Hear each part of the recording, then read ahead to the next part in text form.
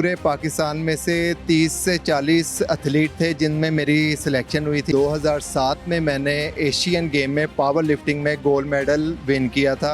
Bench press में मेरा body weight 58 था और मैंने 145 केजी जो है वो लिफ्ट किया था।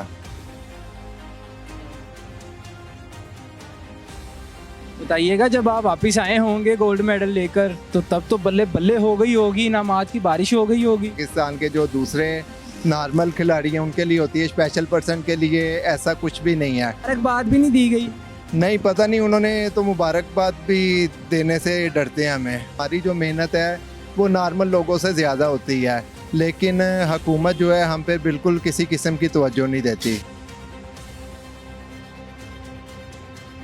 अस्सलाम वालेकुम, डबल एम न्यूज़ हब के साथ मैं हूं रेहान हैदर। नाज़रीन, आज आपकी मुलाकात एक ऐसे पाकिस्तान के रोशन सितारे से करवाने जा रहे हैं जो कि पाकिस्तान के लिए गोल्ड मेडल लेकर आते हैं, लेकिन इस वक्त वो फूड पांडा राइडर बन चुके हैं, डिसेबल हैं। नासिर भट्ट इनका नाम है, पैरा ओलंपिक्स में भी शामिल होते हैं, एशियन गेम्स में भी जाते हैं, पाकिस्तान को गोल्ड मेडल भी जीत कर देते हैं।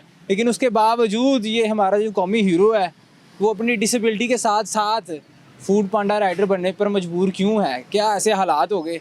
नासिर भाई से जानते हैं। अस्सलाम वालेकुम। वालेकुम अस्सलाम। नासिर भाई कैसे हैं? शुक्र है अल्लाह का। आपसे मिलकर बहुत खुशी हुई। आपने पाकिस्तान को गोल्ड मेडल ला कर दिया। बताइएगा, कब स्टार्ट किया और कब से आप गेम्स खेल रहे हैं और किस किस सन में आपने ओलंपिक्स में हिस्सा लिया? मैंने 2000 में गेम स्टार्ट की थी और 2004 में मैं first time para Olympics game में गया था और वो मेरा फर्स्ट एक्सपीरियंस था। उसके बाद 2007 में मैंने एशियन गेम में पावर लिफ्टिंग में गोल्ड मेडल विन किया था। बेंच प्रेस में मेरा बॉडी वेट 58 था और मैंने 145 केजी जो है वो लिफ्ट किया था। क्या बात है! मतलब बॉडी वेट के साथ इतना हैवी लिफ्ट करना ये कोई मामूली बात नहीं है। ये मामूली बात बिल्कुल भी नहीं है। ये पूरे पाकिस्तान में से 30 से 40 एथलीट थे जिनमें मेरी सिलेक्शन हुई थी। हमारे कंपटीशन होते हैं एबटाबाद में, तो वो वहाँ पे मैं लगातार जो है 15 साल मैंने विन किया, फर्स्ट पोजीशन ली है। उसके बाद फिर हमारी सिलेक्शन होती थी। उसके बाद फिर हर मुल्क का जो बेस्ट खिलाड़ी है वो उस कंपटीशन में शामिल होता था और एशियन गेम में जो है वो तकरीबन मेरी जो क्लास में है वो 15 ममालिक के लोग थे जिन्हें मैंने शिकस्त दी और पाकिस्तान का मैंने नाम रोशन किया था। बताइएगा, जब आप वापस आए होंगे गोल्ड मेडल लेकर तो तब तो बल्ले बल्ले हो गई होगी, इनामात की बारिश हो गई होगी। नहीं, ऐसा कुछ भी नहीं होता। ये इनामात की बारिश जो है वो नॉर्मल लोगों के लिए होती है, पाकिस्तानी टीम के लिए, पाकिस्तान के जो दूसरे नॉर्मल खिलाड़ी हैं उनके लिए होती है, स्पेशल पर्सन के लिए ऐसा कुछ भी नहीं है। हम लोगों ने टोटल जो है वो अपनी मेहनत करनी होती है, अपनी मेहनत पे जाना होता है। हमारी जो मेहनत है वो नॉर्मल लोगों से ज़्यादा होती है, लेकिन हुकूमत जो है हम पे बिल्कुल किसी किस्म की तवज्जो नहीं देती। कोई इनाम नहीं मिला? नहीं, अभी तक तो कोई इनाम तक, यानी कि 2007 से लेके अभी तक कोई इनाम नहीं मिला? 2004 से लेकर अभी तक 15-16 साल हो गए हैं, कोई किसी किस्म का कोई इनाम नहीं मिला, कोई गवर्नमेंट की जॉब नहीं मिली, कोई किसी किस्म की हुकूमत की तरफ से फ़ोन नहीं आया मुबारकबाद के लिए। मुबारकबाद भी नहीं दी गई? नहीं, पता नहीं, उन्होंने तो मुबारकबाद भी देने से डरते हैं हमें। क्या वजह? ये इम्तियाजी सलूक स्पेशल पर्सन्स के साथ ही किया जाता है?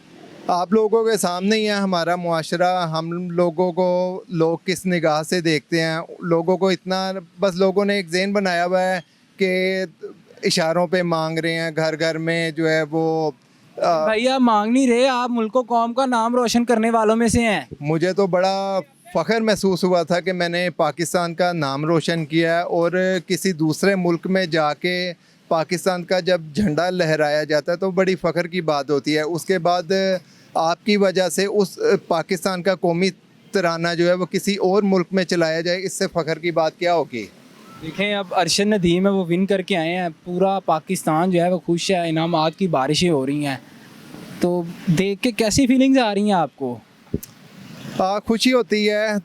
अरशद नदीम साहब अपने मुकद्दर का कमा रहे हैं, खा रहे हैं, मेहनत की है उन्होंने, लेकिन ये है कि सारा जब मीडिया ही सारा उन्हें फोकस करेगा तो फिर हुकूमत को नज़र आएगा। हमारी दफ़ा जो है वो इतना मीडिया वगैरह होता नहीं था, सोशल मीडिया भी इतना फास्ट नहीं था। हाँ, सोशल मीडिया इतना फास्ट नहीं था, लेकिन इतना था कि गवर्नमेंट तक पैगामात पहुँचे जा सकते थे, लेकिन किसी भी हुकूमत ने कोई किसी किस्म का जो है वो रद्द अमल नहीं दिया, किसी ने आज तक गवर्नमेंट की जॉब ही नहीं दी। इतनी जगह पे मैंने अपनी CV लेकर गया तो वो यही कहते थे आज बताते हैं कल बताते हैं। आपको पता है कि सिफारिश के बगैर जो है वो जॉब भी नहीं मिलती।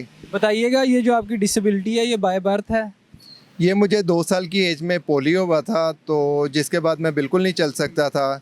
तो मेरे काफ़ी इलाज वगैरह मेरे घर वालों ने करवाए थे, तो मैंने तकरीबन 5-7 साल जो है वो व्हीलचेयर पे गुजारे हैं। उसके बाद मेरा 4 ऑपरेशन हुए, जिसके बाद अल्लाह पाक ने करम किया, मैं अपनी इन क्रैचेस के साथ जो है वो चलना मैंने स्टार्ट कर दिया। तो फिर आपने यानी कि वेट लिफ्टिंग भी स्टार्ट की, पावर लिफ्टिंग भी। आपने सोचा कि मैं किसी से पीछे क्यों रहूं, हिम्मत नहीं छोड़ी आपने? नहीं, अल्लाह पाक ने बस इतनी हिम्मत दे दी कि घर वालों ने मुझे इतनी हिम्मत दी, मेरे दोस्तों ने इतनी हिम्मत दी, मेरे उस्ताज़ा ने इतनी हिम्मत दी। मैं जिस स्कूल में पढ़ता था वहाँ पे हमारा एक्सरसाइज का एक पीरियड होता था, उसमें 2-3 जिम की मशीन पड़ी होती थी, तो वो शौकिया तौर पे करते थे। फिर मेरे स्कूल के टीचर हैं सर इफ्तिखार, उन्होंने मुझे मशवरा दिया कि प्रॉपर तौर पे जो है वो जिम स्टार्ट करें। तो मैंने जिम स्टार्ट की। फिर नॉर्मल लोगों के साथ जो है मैंने कंपटीशन खेले, उनमें भी विन किया। फिर पाकिस्तान में जितने कंपटीशन होते थे, व्हीलचेयर के कंपटीशन होते थे, व्हीलचेयर रेस में भी मैं पार्टिसिपेट करता था। तो काफ़ी मैंने कंपटीशन जीतने के बाद जो है वो इंटरनेशनल के लिए मेरी सिलेक्शन हुई थी। तो बताइएगा, आप फूड पांडा चला रहे हैं तो मुश्किलात तो आती होंगी, मतलब आम बंदे के लिए भी मुश्किल काम है ये, कैसे मैनेज कर रहे हैं? फूड पांडा चलाना आसान काम कोई नहीं है। 10 से 12 घंटे मैं डेली जो है वो फूड पांडा चलाता हूँ, उसमें कोई हफ्ता इतवार कोई छुट्टी नहीं होती। इसमें यह है कि जितना आपने चलाया उतना आपको मिलेगा। और नॉर्मल के लिए बाइक चलाना इतना मुश्किल होता है, और स्पेशल पर्सन के लिए तो वैसे ही बहुत मुश्किल है। जब टूटे हुए रास्तों से गुजरना होता है तो तब बहुत ज़्यादा मसला होता है। और उसके बाद कई दफ़ा ऐसा होता है कि आर्डर लेकर जाओ, कस्टमर कह देता है 2nd फ्लोर पे आओ, 3rd फ्लोर पे आओ। उन्हें रिक्वेस्ट कर देता हूँ कि नहीं आ सकता, मुझे पोलियो का मसला है। तो काफ़ी लोग जो है इस चीज़ को समझते हैं, वो आ जाते हैं, अप्रिशिएट भी करते हैं। और कुछ लोग ऐसे होते हैं वो कहते हैं जी फूड पांडा का मतलब भी यही है कि डोर टू डोर ऑर्डर दिया जाए। तो वो फिर मुझे बड़ा तंग मजबूर होके कह लें कि मुझे वो ऑर्डर कैंसिल करवाना पड़ता है। और कैंसिल करते हैं या जाते हैं फिर दरवाजे? कैंसिल जो ऑर्डर होता है वो फिर वापस उसी जगह पर ही दिया जाता है, और फिर उसके हमें कोई पैसे फ्यूलिंग भी आपको पड़ जाती है, टाइम भी ज़ाया। हाँ जी, वो उसमें हमें उसके कोई ये कौन लोग हैं, कौन लोग हैं ये पत्थर दिल, जिन्हें इतनी सेंस नहीं है कि हम छत से नीचे दरवाजे तक चले जाएं भाई और ऑर्डर कैंसिल करवा देना है? पता नहीं, ये मुझे भी समझ नहीं आती। लेकिन 99% जो लोग हैं वो अच्छे हैं, जो इस चीज़ को समझते हैं, अप्रिशिएट करते हैं, नीचे आ जाते हैं। और बस ये जो 1% जो लोग हैं जब डिसाइड करते हैं ना, फिर दिल करता है कि ये बंदा काम छोड़ ही दे। इतनी मुश्किल है, इतने मुश्किल हालात हैं, बिल इतने ज़्यादा आते हैं, तो दूसरा काम कोई नहीं है जो बंदा कर सके। ऊपर से हमारी गवर्नमेंट ऐसी है जो हमें सपोर्ट ही नहीं करती। मरियम नवाज साहिबा बड़ा सपोर्ट कर रही हैं लोगों को, बड़ी मुतहर्रिक हैं, वज़ीर आला पंजाब हैं इस टाइम। कोई करें उनसे अपील, रिक्वेस्ट करें, वो आपको देख रही होंगी। मैं तो चाहूँगा कि ये मेरी वीडियो जो है वो ज़्यादा से ज़्यादा शेयर की जाए, ताकि मरियम नवाज तक ये मेरी वीडियो पहुँचे और वो मुझे कोई जॉब दें। और मेरे अभी हाथों में इतनी हिम्मत है कि मैं अपने कंपटीशन दोबारा शुरू करना चाहता हूँ। अगर वो मेरी गवर्नमेंट मेरा साथ देती है तो मैं इंशाल्लाह फिर इस मुल्क का नाम रोशन कर सकता हूँ। फिर से गोल्ड लेकर आएंगे इंशाल्लाह, क्यों नहीं। अगर अरशद नदीम जा रहे हैं, अपनी मेहनत उन्होंने की है, गोल्ड मेडल लेकर आए हैं, तो मैंने अगर ये 14 सालों में अपनी गेम ना छोड़ी होती तो मैंने भी कोई ना कोई पाकिस्तान के लिए गोल्ड मेडल लेकर आना था। मज़ीद एक और ले आना था। हाँ जी, जिस तरह ये नॉर्मल की ओलंपिक्स होती है, हमारी पैरा ओलंपिक्स होती है, तो उसमें वो हैदर अली हैं, वो ब्रोंज मेडल शायद जीत कर आए हैं। तो इसी तरह हमने भी जाना था, और कोई ना कोई पाकिस्तान के लिए। मोर पावर टू यू, हमारी दुआएं और सपोर्ट आपके साथ है। नाज़रीन, आपसे गुजारिश है, आपने तमाम गुफ्तगू जान ली है भाई किस तरह मुश्किल ज़िंदगी गुजार रहे हैं। आप ये वीडियो ज़्यादा से ज़्यादा शेयर कीजिएगा ताकि कोई सुनवाई हो, दाद रसी की जाए। नासिर भाई जिंदा दिल आदमी है और बड़ी बाहिम्मत हैं। जब मैंने इन्हें मोटरसाइकिल चलाते हुए देखा तो मैं खुद हैरान हो गया कि लाहौर जैसे बिज़ी शहर में जहाँ पे ट्रैफिक इतनी ज़्यादा होती है कि आम ड्राइवर जो है वो परेशान हो जाता है और ट्रैफिक हादसात भी हो रहे होते हैं। तो इस बिज़ी ट्रैफिक में ये काम करना और अपने घर की जिम्मेदारियां उठाना ये यकीनन दाद के काबिल हैं। अपनी राय कमेंट सेक्शन में आगाह कीजिएगा और हमें दीजिएगा इजाज़त। अल्लाह हाफ़िज़।